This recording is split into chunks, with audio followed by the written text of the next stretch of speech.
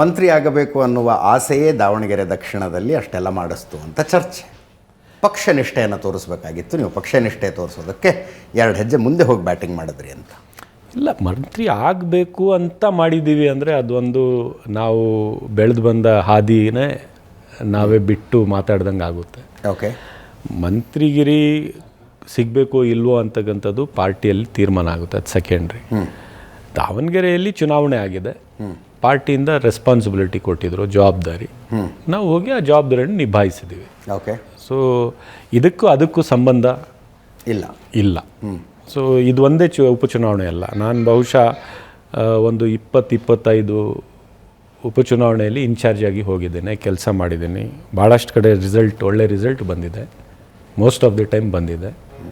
So ಹಾಗಾಗಿ ಪಾರ್ಟಿಯಲ್ಲಿ ಯಾವಾಗಲೂ ವಿಶೇಷ ಆದಂಥ ಸಂದರ್ಭದಲ್ಲಿ ಕೆಲವರು ಆ ಸಂದರ್ಭಕ್ಕೆ ಸೂಕ್ತ ಅಂತ ಹೇಳಿ ಕಳಿಸ್ತಾರೆ.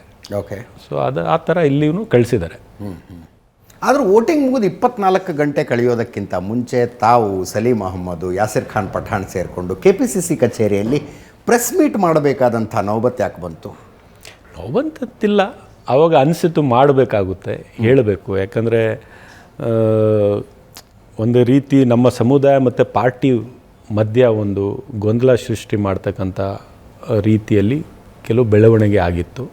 ಅದಕ್ಕೋಸ್ಕರ ಕೆಲವು ಸ್ಪಷ್ಟೀಕರಣವನ್ನು ಕೊಟ್ಟಿದ್ವಿ ಅಷ್ಟೇ. ಸೊ ಅದಾದ ನಂತರ ಅಂತೂ ನಾನು ಎಲ್ಲೂ ಮೀಡಿಯಾಗೆ ಮಾತಾಡಿಲ್ಲ. ಈಗಲೇ ತಾವು ಕರೆದಿದ್ದೀರಿ, ನಾವೇ ಕರೆದು ಕೂಡಿಸ್ಕೊಂಡು ನಿಮ್ಮನ್ನು ಮಾತಾಡಿಸ್ತಾ ಇದ್ದೀವಿ ಅಷ್ಟೇ.